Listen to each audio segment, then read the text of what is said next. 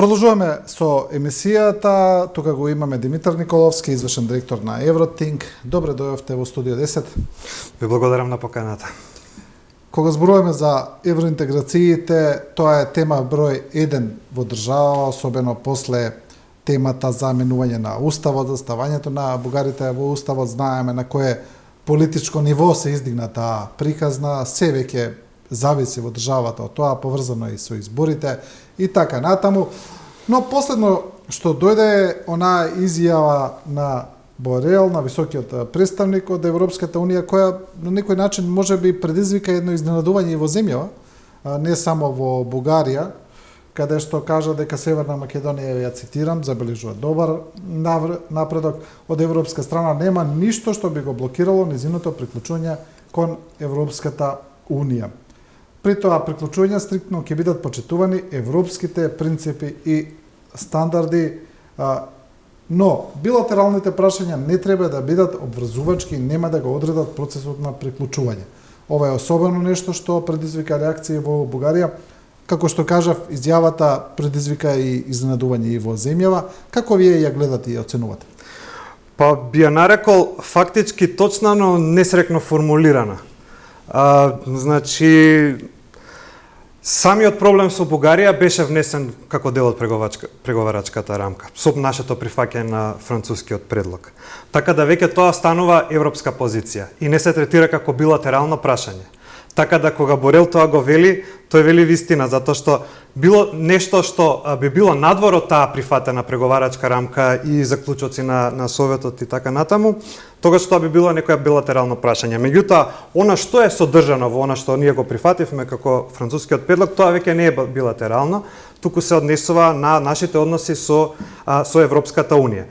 Сега, тој така го кажал, имаше некоја среќа кај нас, би рекол, некое задоволство и некој револт на бугарска страна. Видовме и како председателот Радев реагираше на оваа изјава.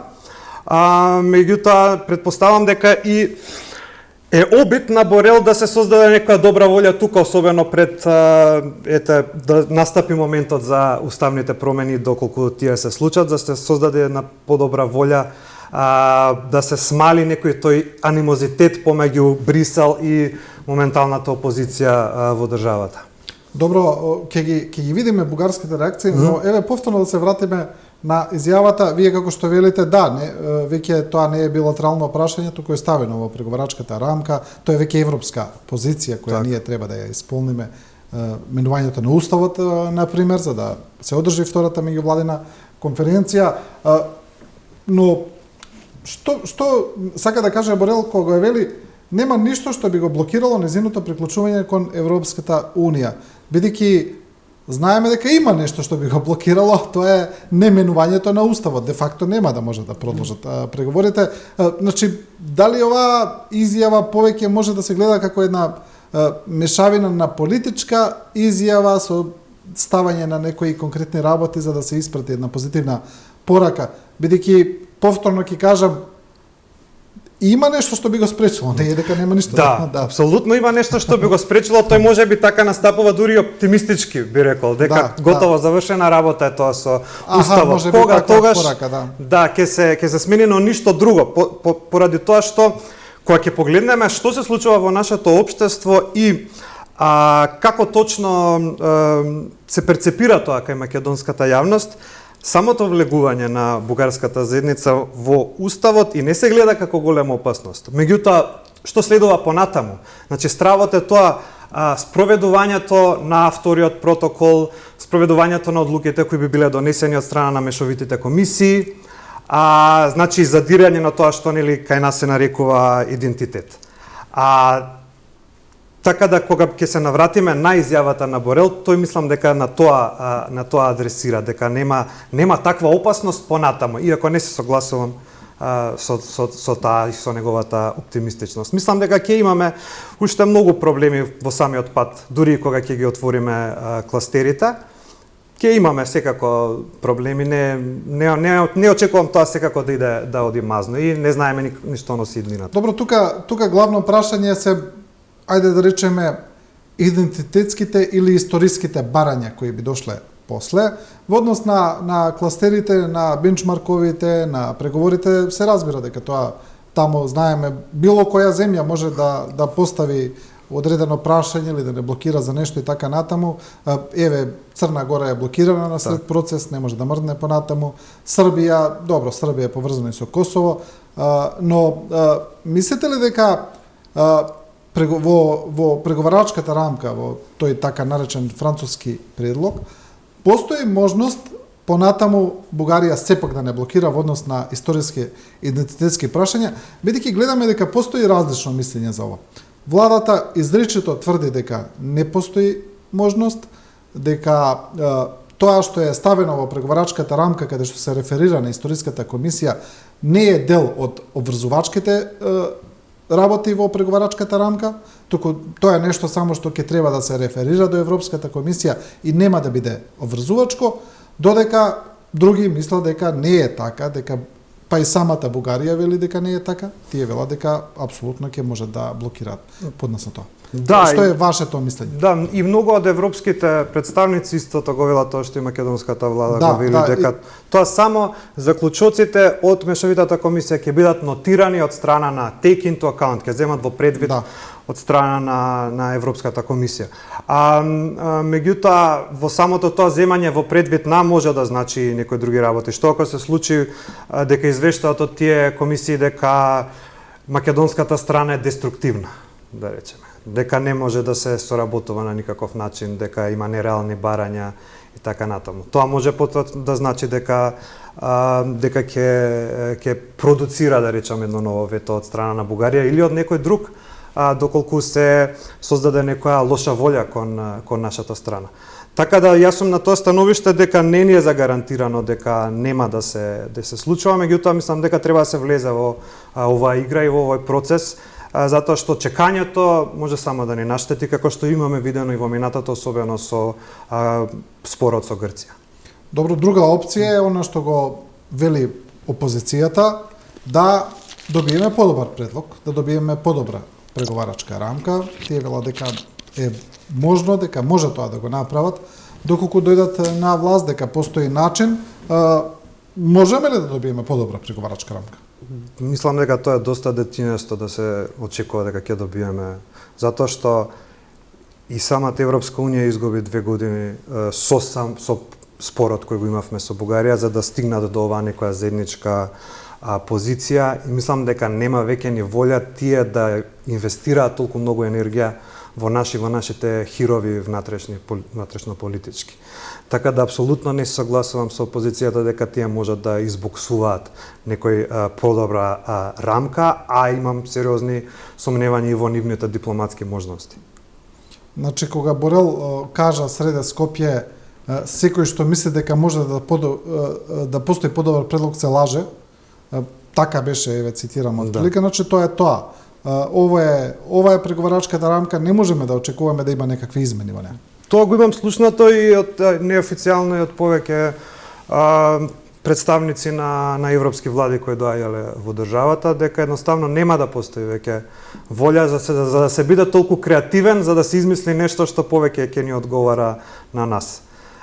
Така да мислам дека ова е веќе take it or leave it, па сега ние треба да одлучиме дали сакаме да го прифатиме и да продолжиме со тој процес или да чекаме нешто да влеземе во еден нов процес, во еден нов период на несигурност кога што ништо не знаеме како ќе се одвива. Вака барем имаме некои елементи во иднината кои ни се загарантирани, речеме знаеме како би изгледал тој процес дури со потенцијалните проблеми во него.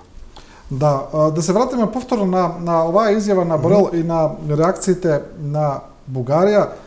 Зошто тогаш, доколку изјавата и како што вие ја интерпретирате, всушност го нотира она што се случува, не е нешто, иако звучи позитивно или звучи дека е на наша страна, ајде да речеме, дека сепак таа не кажува нешто посебно. Зошто тогаш предизвика толку големи реакции на бугарска страна? Бугарскиот председател Радев испрати писма до сите европски лидери, тој вели дека тоа не е така што го кажал Борел, значи потоа вели дека вклучувањето на бугарите во македонскиот устав е само прелиминарен услов за почеток на преговорите и тоа не ги исцрпува условите што треба да ги исполни Македонија и така натаму. Зошто тогаш бугарите толку ги погоди оваа изјава на тоа? Па може би не бугарите толку колку што го погоди Радев, кој би рекол најмногу поентира во овој момент од македонското прашање. Новата бугарска влада мислам дека сака да се отараси од ова прашање, дека не име толку високо на агендата, и ако ги гледаме бугарските медиуми ќе видиме дека во изминатиот период и не беше Македонија толку голема тема како што ние ја замислуваме овде. Меѓутоа на Радев тоа му одговара, во право е дека уставните измени се прелиминарен услов за продолжување на процесот. Меѓутоа и исто така дека можеби има и други услови кои тој ги нарекува други услови, но тоа се оние кои се прифатени веќе од наша страна во заклучоците на Советот и во преговарачката рамка. А тоа ете, например, говорот на омраза, заштита на бугарската заедница овде, потоа тие некои измени во образовниот систем кои веќе сме ги прифатиле со протоколот. Така да секако дека има и други услови покрај уставните измени. Мислам дека се обидуваат овде некои играчи да создадат слика дека ќе го промениме уставот и толку готово завршена е таа приказна со Бугарија. Дефинитивно не е така. Уште долго ќе се занимаваме со овој проблем. Таква ми е судбината, би рекол. Такво ни е обкружувањето, таква е политичката историја на државата, дека тоа прашање не може да се избегне. Кога тогаш ќе требаше да се отвори и да се решат некои од овие прашања. Можеби не на овој начин, дефинитивно преку вето, можеби ќе беше подобро да се остави тој процес, би рекол, трасиран со договорот за добрососедство, не ете сме каде што сме сега. Да, но јавноста, опозицијата го прави тоа што го прави, тоа е работа, да речеме, на опозицијата, да критикува, да кажува апокалиптични сценарија, но јавноста сепак има едно генерално мислење дека постои стравување дека ставањето на бугарите во уставот не е последно идентитетско или историско барање, ајде да кажеме, дека после Бугарија ќе наметне еден сет на други барања и тоа е главниот страв, што земјава цело време се соочува со давање на некакви отстапки за нешто, значи ние не напредуваме според критериуми кои се ставени за другите земји, според копенхашките критериуми или така натаму, туку имаме некакви прашања кои излегуваат од тие некои општи европски вредности. Да, се согласувам дека тоа е така, меѓутоа, ете, тоа е ситуацијата, такви се околностите и тоа го имаме прифатено. Ние и треба да се држиме кон тоа. Сега прашањето е како се дефинира идентитетските прашања или како се дефинира промена на идентитетот и што тоа значи од оние работи кои ние сме ги прифатиле дека ќе работиме на нив преку историските комисии, понатаму преку интервенции во образовниот систем или политиката на сеќавање, значи одбележување на споменици и така натаму.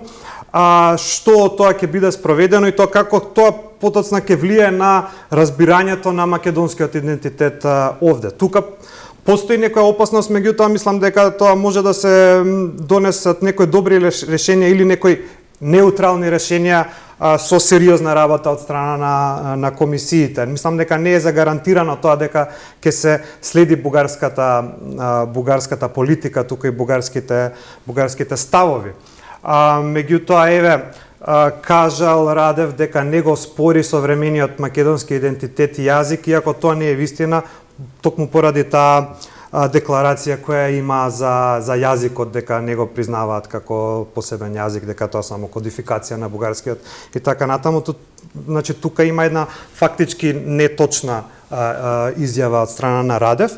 Од друга страна, често го слушаме тоа од бугарските политичари и представници, дека не го спорат современиот македонски идентитет, иако ако гледаме на социјалните медиуми, гледаме како се изразуваат обичните граѓани на Бугарија, тоа не е вистина. И тоа се уште има оспорување и на сегашниот идентитет на македонците. Да, но тоа е веќе и самата таа теза дека не го спорат современиот македонски идентитет е спорна, бидејќи го оспоруваат де факто етногенезата. Етногенезата или почнувањето на македонскиот идентитет, што е неспоево едно со друго. Не можете да кажете дека ова го признаваме или како што велат они до 45-та не признаваме, од 45-та признаваме. Па ова што го кажавте вие, да, Раде вели така и додава дека Бугарија само реагира на обидите да се изгради идентитет на државата на антибугарска основа со присвојување на бугарската историја слично на обседнатоста на Скопје со антички период до подпишување на договор со Грција во 2018 година. Тука бугарската страна не ни крие дека се обидува да направи нешто што го направи Грција, дека се обидуваат сличен притисок да извршат од позиција на моќ, од позиција на членка на Европската унија. Да, и да постават еден пресек, би рекол, како Да. што имаше со Грција, нели? Да, меѓутоа позицијата на Македонија и особено улогата на македонската страна во историската комисија е мултиперспективноста, така да мислам дека на тоа треба да се држат. Јас не верувам во историјата како екзактна наука пред се. Мислам дека се сето тоа интерпретации и дека преку тие интерпретации може да се дојде до нешто што би се сметало или поволно или еве согласување дека не се согласуваме околу некои работи. Не велам дека тоа е лесен процес и едноставен, меѓутоа се надевам дека така ќе биде додека работи комисијата. Понатаму се извинувам, само малку вода. Да, а во однос на ова што го на ова што го зборувате, значи јасна е бугарската стратегија, каде што тие нивните историски прашања, идентитетски прашања не успеа да добијат доволен одек во европските кругови или кај европските држави, значи не се јави ниту една буквално европска држава која застана на нивна страна и да каже да, ве разбираме за ова сте во право, напротив добија силни осуди, директни критики од многу европски држави тогаш кога беше во ек прашањето, тогаш Бугарија го разбра тоа и ја смени стратегијата. Го стави акцентот на човекови права на бугарите во земјата, дека се дискриминирани, говор на омраза и така натаму. И сега тоа трае. Ситуацијата со Пендиков, ситуацијата со другиот ново освестен бугарин кој е претепан Бекир Кадриовски. Бекир Кадриовски и така натаму. Очигледно е дека сега тие го ставија полето на човекови права и притискаат на тоа, лобираат во европските институции дека тоа им е стратегијата за борба. Да, и дури се жалат, тоа го видовме и во писмото на Радев, дека Македонија лобирала во Брисел и во другите европски центри. Да, тоа ми беше особено интересно. Да, има и верување од моето, да речам, следење на некои така повлијателни бугарски личности на социјалните медиуми, има цврсто верување дека ние инвестираме милиони евра во лобирање, во антибугарско лобирање во Брисел, што мислам дека е тотална лудост да се каже тоа за нашата држава или да се споредиме со Бугарија и нивната дипломатска моќ. Мислам тоа би било добро да е така, но значи познавајќи се самите себе си дека Македонија дава милиони евра за некакво лобирање е навистина, значи исто се согласувам, небулозно тврдење. Да, небулозно тврдење е сега таа стратешка некоја промена кај нив која се случи да се свртат на човекови права, за нив мислам дека беше паметна затоа што тука можеби ќе најдат некоја поддршка.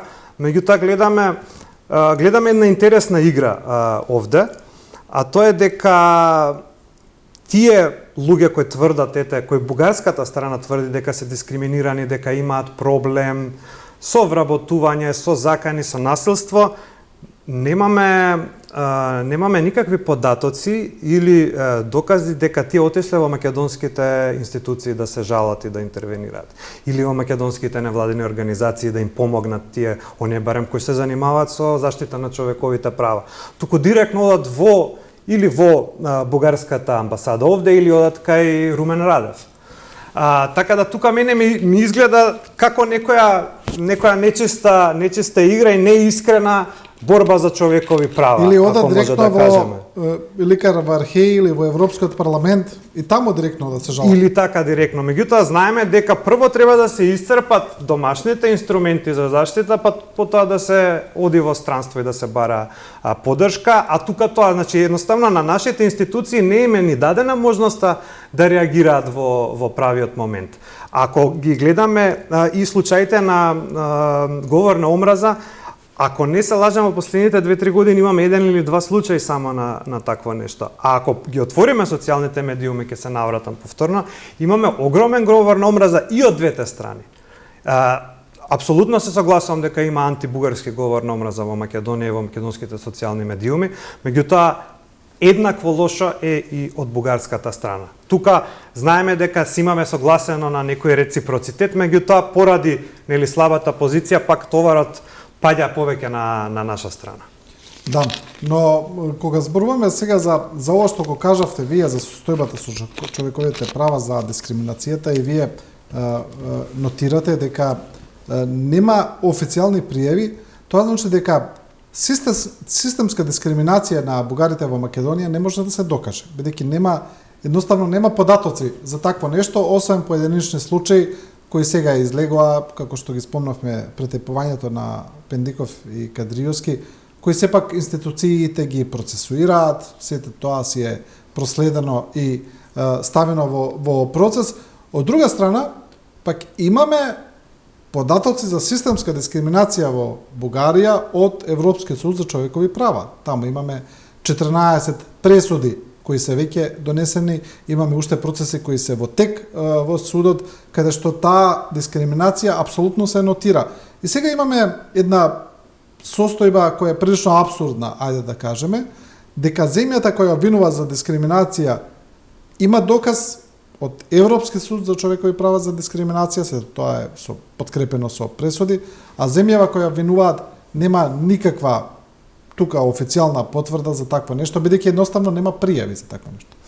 И би надополнил извештајот од Советот на Европа кој беше усвоен во парламентот на Советот на Европа, каде што исто така се нотираше, да речеме, некоја дискриминација против ромите, меѓутоа бугарската заедница и таму не беше спомената, имаше и амандмани од страна на бугарските представници таму и знаеме дека имало и лобирање за да се прифатат барем некои од тие амандмани и да влезе тоа за подоцна да биде користено како некаков доказ, меѓутоа тоа не било прифатено. И го имаме тоа, ги имаме извештаите на Европската комисија каде што никогаш дискриминацијата против бугарската заедница не била спомената. Дури напротив и не се не нотирале во последните неколку години некои посебни проблеми во однос на малцинските права во оваа држава. Така да имаме тоа повторно една асиметрија, би рекол, меѓутоа ние немаме тука никаква моќ. А во однос и на договорот за добрососедство, понатаму и на преговарачката рамка, ние си имаме обврзано да не превземаме никакви действија или мешање во внатрешните работи на бугарите, на Бугарија, особено за граѓани на Бугарија кои не се и македонски граѓани. Тука нели знаеме колку македонски граѓани имаат и бугарско државјанство, меѓутоа обратно тоа не е случај. Многу малку бугарски државјани имаат и македонско државјанство, барем од таа македонска заедница таму. Така да тука не знам како тоа може да се реши. Јас не очекувам дека било што ќе се промени во оваа насака, дека едноставно Бугарија нема да ги спроведува одлуките на Европскиот суд за човекови права, поради тоа што велат дека тоа е во спротивност со нивниот устав. И на тоа ќе остане. Да, во однос на таа стратегија стратегија за борба за јавното мислење на Европа во однос на спорот, опозицијата кај нас најави дека тие кога зборуваат дека ќе добијат подобра преговарачка рамка, тие бараат и гаранции, како што кажа, од Европската Унија за македонскиот идентитет, за дека нема да има во иднина идентитетски барања од страна на Бугарија, зашто ние веќе дебатираме дали е тоа можно да се добие. Тие велат дека ќе разговараат со неколку европски лидери.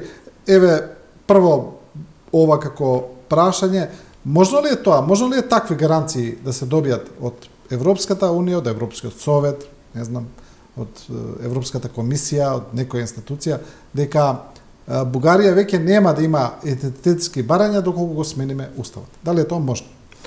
Па тука мораме малку да си играме со јазикот и со изразувањето. Веќе ќе нема идентитетски барања. Не може веќе да нема идентитетски барања кога тие се влезени во самата рамка. Така да веќе ќе нема можеби да се мисли на некои нови барања кои излегуваат од таа рамка. А меѓутоа на тоа на кое сме се договорени не мора да значи дека ќе навлегува во идентитетот. Меѓутоа тие гаранции јас не знам како би биле дефинирани, да бидам искрен. Што значи идентитетот ќе биде загарантиран, дека нема да се промени името на заедницата? Мислам дека тоа Бугарија нема да го спори, да бидам нели македонци, македонски јазик е друго, меѓутоа македонци. Нема да го спори, нема да може да го наметне. Не знам на вистина какви би биле тие, освен некои декларативни, значи изјави кои немаат тежина. Треба да биде можеби тоа некој многу конкретен документ што значи идентитет, ама тоа ќе влеземе па во некои академски расправи. Така да не знам на вистина какви може тие да бидат гаранции што за кои вели опозицијата. Еве интересна е декларацијата на Бундестагот која излезе пред некој ден, за која од бугарска страна веруваат дека тоа е резултат на македонско лобирање повторно, за која не се слагам. Мислам дека е повеќе германска иницијатива за да ги одоброволи ВМРО ДПМН кон уставните измени. Слушнавме дека такво нешто се спрема и во Франција, а најавуваат и во некои други држави. Значи индивидуално имаме некои афирмации за идентитетот. Меѓутоа и тоа не се гаранции за идентитетот. И тоа се афирмации, пружање рака на помош, добра волја, почит, сето тоа дека не ве тргаме на страна, не се согласуваме со тие кои ве негираат. Добро, тие што тврдат дека ние сме излобирале да се состанат пратениците во Бундестагот и да гласат за нас, дали не знаат можеби дека ние не можеме нашето собрание да го собереме за важни работи да изгласаат нешто, а камоле да излобираме целиот Бундестаг да се состане, па уште и да излобираме да има мнозинство да изгласаат резолуција за нас. Навистина мислам тоа се, повторно ги кажам, апсурдни тврдења. Па не само апсурдни тврдења, него и докажуваат колку тоа малку се познаваме ние, дека не ги разбираме околностите во едната или во другата држава. Да. Кога сме кај резолуцијата на Бундестагот, како што вие велите, таа е афирмативна, гест на добра волја, покажува една поддршка, ајде да кажеме, за земјава. Не е тајна дека треба да представува и поддршка за уставните измени, да даде еден поттик за нив, но и таа резолуција најде на спротиставени перцепции за неа во земјава, значи за веднаш од опозицијата дојдоа некои релативизирачки тонови за тоа, па и дека не е толку важна, дека и во минатото Германија носела такви резолуции, па не значи тоа ништо. Од власта пак ја обвинија опозицијата дека нивната сестринска партија ЦДУ не гласала за неа, дека тие па не лобирале. Значи, една резолуција која требаше да биде еден, сепак Германија како економски најмокна европска држава, требаше да ни биде еден потик за нас, се претвори повторно во некаква причина за подлоби во земја. Да, значи никогаш не можеме да бидеме задоволни и наивно е, повторно ќе го употребам зборот наивно, дека се ќе биде совршено како ние сме се замислиле и така да во однос на ЦДУ и ЦСУ и нивното, тие имаат изјавено дека не би сакале да дават некој преференцијален статус на ниедна од земјите кандидатки, дека сакаат да го наблюдуваат регионот како регион, а не да се концентрираат на одредени држави, поради тоа наводно не гласале, доколку тоа е вистина секако е тоа, меѓутоа такви се изјавите. Во однос на тоа секако дека мора опозицијата и некои други актери во државата да го намалуваат значењето на оваа декларација. Затоа што тоа може би значело и некоја победа на власта во овој момент, или барем некоја мала победа која тоа не им одговара. Добро, но треба ли, гледаме дека во соседна Бугарија, например, покрај сите разлики, дека во однос на Македонија се чини како да имаат еден унифициран став, без разлика која партија се работи, мала партија, парламентарна партија, парламентарна, десница, левица. Кога се зборува за Македонија, тука нема како да немаат разлики меѓу себе, што не е случај и во земјава. Ворете политичката борба, ворете борбата за власт, ворете се обвинувањата за тоа кој што направил, дали е добро или лошо, но мислите ли дека некои одредени точки на консензус мора да постојат околу кои треба да постои слога? Например, повторно ќе се вратам резолуцијата на Бундестагот.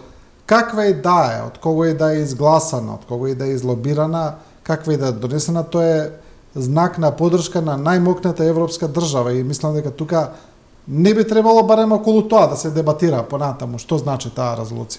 И ова само како повод го кажам, но не се повторува константно. Значи немаме став заеднички.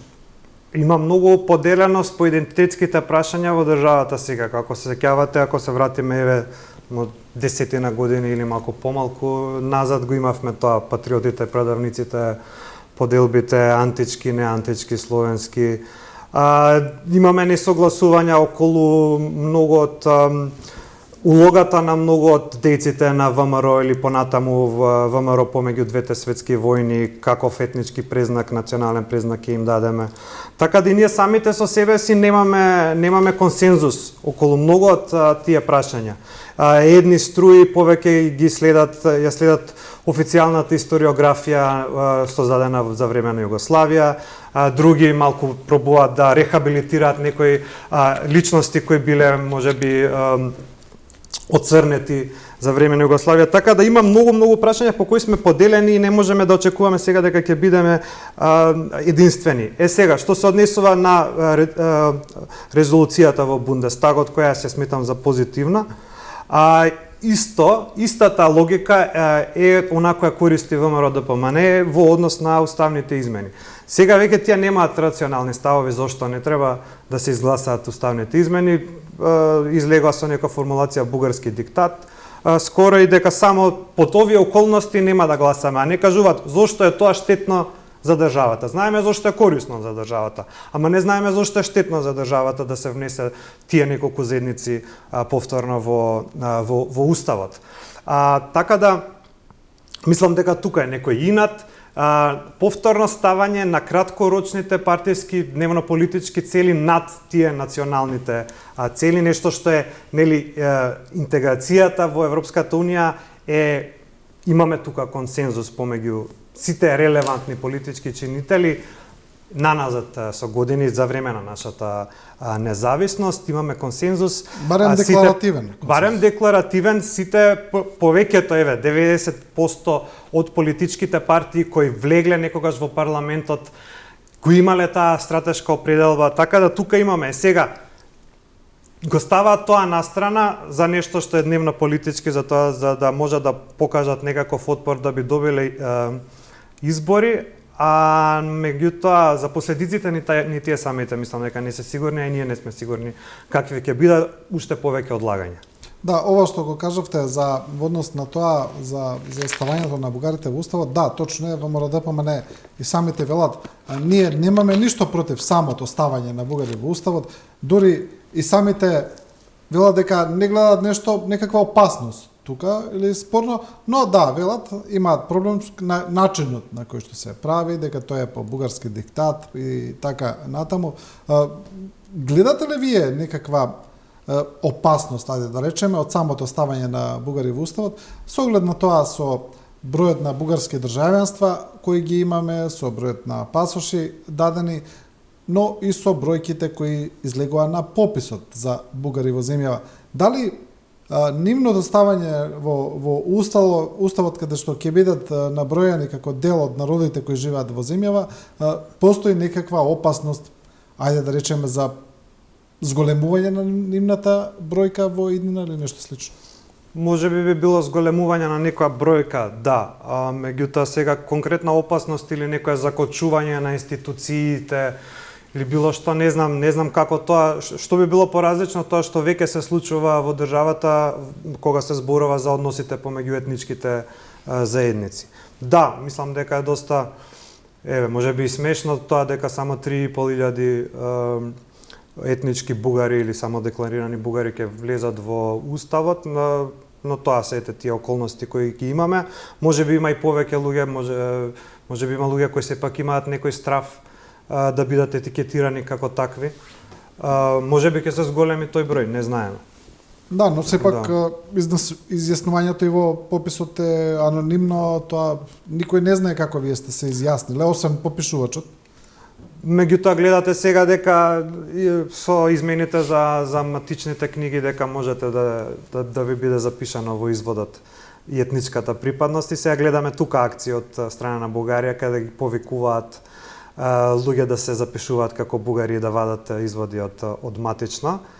Може би тука и ќе видиме некој доказ дали навистина има 3.500 или не. Но и тоа ми се чини дека е некаква манипулација, па сега од тие бугарски организации, бидејќи што има врска дали вие ќе се запишете во изводот како бугарин, мислам дека условот за добивање на бугарско државенство е да се изјасните како етнички бугарин, вашите предци да дадете доказ дека биле бугари. Вие и онака одите таму се изјаснувате, што е важно дали имате извод во кој пишува или не пишува, мислам дека тоа како да се работи за една манипулација сега па од тие бугарски организации кои тоа го прават. Да, се согласам за манипулацијата, меѓутоа така им одговара да кажат дека еве нешто ново добивме сега.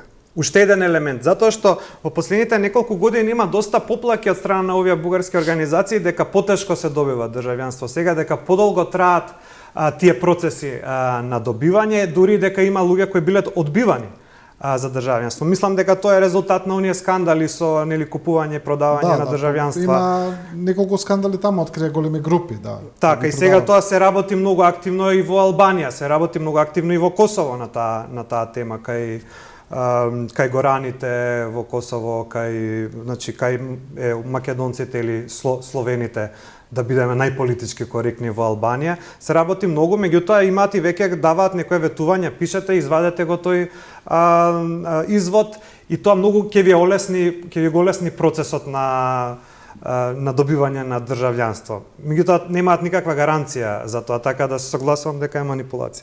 Да.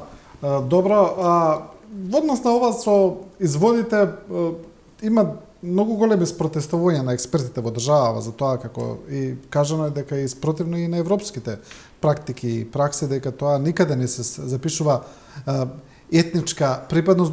Дури е тешко таа категорија во западните земји да се објасни што е тоа етничка припадност, бидејќи таму има националити, се става националити и понатаму тука завршува целата приказна. Не знам како во ајде да речеме во Соединетите американски држави да се изјаснуваат луѓето како американци, како пољаци, како не знам луѓе кои потекнуваат од некаква заедница. Некогаш дури им е чудно тоа што кај нас се случува и велат и дека е спротивно и на европската пракса. Да, јас дури очекувам или се надевам дека тоа би паднало и на Уставен суд, дека таа одлука ќе се промени, затоа што мислам дека е нелогична и неевропска и ситно политичка би ја нарекол. Знаеме зошто всушност се случува, затоа што има луѓе кои се запишуваат како некои заедници кои не се доволно представени во одредени институции за да полесно би добиле вработување, меѓутоа можеби тоа треба да се реши на некој друг начин, не на ваков. Да, и особено што би било врзувачки, значи да мора. Еве има па луѓе можеби не сакаат да се или одмешани бракови кои едноставно немаат силно чувство на припадност кон една и кон друга етничка заедница, значи тоа се навлегува во интимата на луѓето непотребно. Да. Добро, она што го кажавте пред малку кога зборувавте за историјата, за начинот на кој таа се перципира, ајде да не бидеме само цело време да го ставаме акцентот на бугарска страна, да видиме малку и за тоа, да бидеме малку и самокритични, ајде да речеме. Може, вие сами откажавте за тоа дека некои ја толкуваат југословенската страна на историјата или како е пишувана во Југославија, некои се обидуваат поинаку и така натаму. Имаме, можеби и ние некоја доза тука на вина за тоа како по инерција сме го превзеле тој систем и не сме направиле некои можеби измени во историјата каде што би биле поискрени, ајде да речеме, во однос на процесите. историјата треба да се гледа мултиперспективно, како што кажавме, се е тоа во ред, но има некои работи кои ние самите не сме ги ставиле, затоа еве да бидеме поконкретни. За ова инаку сум зборувал во ова исто студии со наши историчари, сум ги прашал истото прашање за тоа како одредени историски личности во делот се изјасниле. Ние тоа не сме го ставиле во нашата историја, па потоа да објасниме контекстот и така натаму. Едноставно некои работи сме ги премолчиле. Да. Имаме многу работи кои сме ги премолчиле или кои не сме биле, не сме ги земале сите податоци или сите историски извори во предвид кога сме го пишувале тоа. Така да се изразам најкоректно.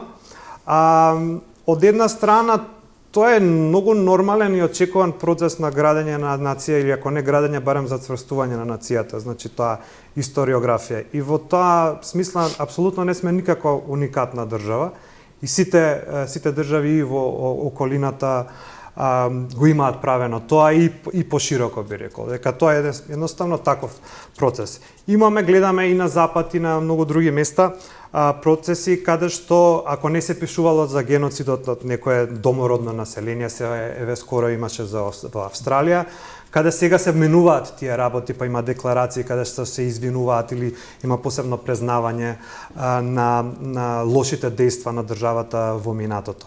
Тоа е еден процес на растење на општеството и на државата. И мислам дека и историјата или историографијата не е напишана во камен, дека може да се менува и се менува во сите држави, некогаш во многу поболни процеси и побрзо, некогаш многу поинкрементално и споро. Така да неминовно е тоа дека ќе се случува и кај нас, меѓутоа тоа е многу повеќе работа на научната заедница да се занимава, не свака со политички одлуки. Да. Добро, да се вратиме ние на евроинтеграциите, на процесот. Доколку земјава не ги направи уставните измени до ноември, кога треба да се одржи втората меѓувладина седница и кога фактички треба да почнат да се отвараат поглавијата, имаме ли некои представи или анализи што би значало тоа за процесот? Значи, во однос на тоа, доколку не се одржи втората меѓувладина седница, која инаку е закажана и која Бугарија, например, не може да ја одложи со некои нови барања, тоа е завршена работа, доколку не се одржи поради неменување на уставот, што ќе се случи со неа? Кога потоа би се одржала? Знаеме ли нешто за тоа? Треба ли повторно да се закажува? Што ќе значи тоа за процесот? Да, еве да речеме, значи ништо не се случува, не се донесени уставните измени, претпоставам дека после тоа ќе имаме избори, можеби веднаш после тоа или како што се закажани. Па потоа ќе влеземе во нешто, значи тоа евроинтеграцијскиот процес ќе запре целосно. Ќе заврши скринингот. Ќе имаме извештај и тоа е тоа, значи ќе не чекаат нас условно кажано да се одлучиме што сакаме да правиме.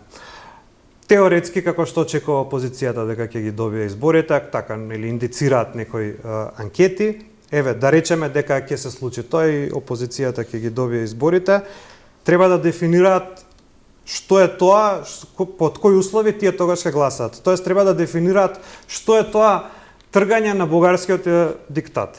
Дали тоа е само ние да сме на власт или има нешто друго, некој очекување. Тука значи тоа е една точка на несигурност. Што е тоа? Што е тргањето на бугарскиот диктат? И да кажеме дека еве ќе се дефинира на било кој начин тој бугарски диктат ќе се тргне и тогаш ќе се настапи гласање. Тоа е нова преговарачка рамка за која зборувавме дека па можеби нешто друго, не знам дали е нова преговарач. Можеби ќе прифатат нешто друго кое нема да биде интервенција во преговарачката рамка, него на некој друг начин ќе се дефинира тоа, еве. И, значи, повторно ова е подобро сценарио, отколку да се отвара повторно нова преговарачка рамка, па да се има консензус во целата Европска унија и така натаму. И да речеме дека ќе се дојде до тие уставни измени и потоа ќе се чека да се закаже, затоа што нема да биде закажана таа втора меѓувладина конференција. И потоа ќе се чека на отварање на кластерите, ако тоа се случи. Значи, губени уште 2 години, мислам дека минимум ќе имаме во самиот процес. Целиот процес ќе се одоговлечи. До 2025 година, можеби при крај на годината, започнеме да отвараме кластери. Наместо да почнеме сега веднаш. Наместо да почнеме сега веднаш. Премиерот Ковачевски вчера изјави дека се уште нема конкретен датум за владнена седница на која би биле ставени на ред уставните измени, потоа тие треба да одат, знаеме, во собрание, но Ковачевски вчера кажа, изрази уверување дека и ВМРО ДПМН ќе се приклучи на носењето на одлуки за уставните измени во текот на наредниот период. Ми се чини изјава која е повеќе политичка отколку реална или суштинска. Бидејќи не гледаме на страна на опозицијата нешто што би значило промена на став. И изјава која повеќе пати споменувана и од страна на премиерот и од страна на други представници на власта, дека очекуваат дека ВМРО ДПМН ќе го промени својот став. Така да тие цело време пробуваат да бидат оптимистични и да му дадат некаков поттик, би рекол, на ВМРО ДПМН, како што гледаме се уште нема успех тоа. Би рекол дека имаше одредена доза на оптимизам, дури јас самиот имав после таа лидерска средба, каде што почна со некои комбинаторики да дуи да излезе од власта и така натаму. И мислев дека тука ќе се најдат можеби во некој политички пазар и некој договор, меѓутоа таа надеж спласна прилично брзо после тоа. Секако барањето од страна на Мицковски уставните измени да стапат на сила кога ќе биде ратификуван и договорот за пристап во ЕУ беше тотално нереално, затоа што тоа нели е веќе договорено како треба да тече тој процес, така да повторно сме на нула. Можеби се случува секако нешто зад кулисите и дека има зголемена активност на западните дипломати да ги убедат на еден или друг начин, меѓутоа ова што го гледаме мене се уште не ми влева надеж и оптимизам дека ќе се убедат.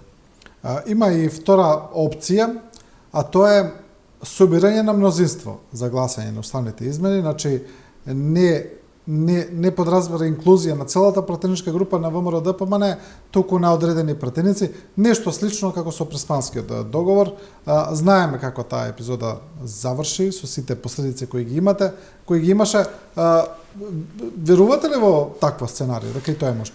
Тоа е едно од сценаријата кои се возможни, меѓутоа сигналите кои јас ги гледам, особено од пријателите, партнерите во Европската Унија, ама и во Соединетите Американски држави, дека има многу помала волја за поддршка на такви чекори. Малку проблематични, дубиозни, каде што се нуди неказнивост за дела, каде што се нудат бизнис делки и така натаму за да има согласност од страна на некој од пратениците на ВМРО ДПМН. Мислам дека волјата за такво нешто е многу помала, особено заради акцентот кој го ставаат на борба против корупцијата.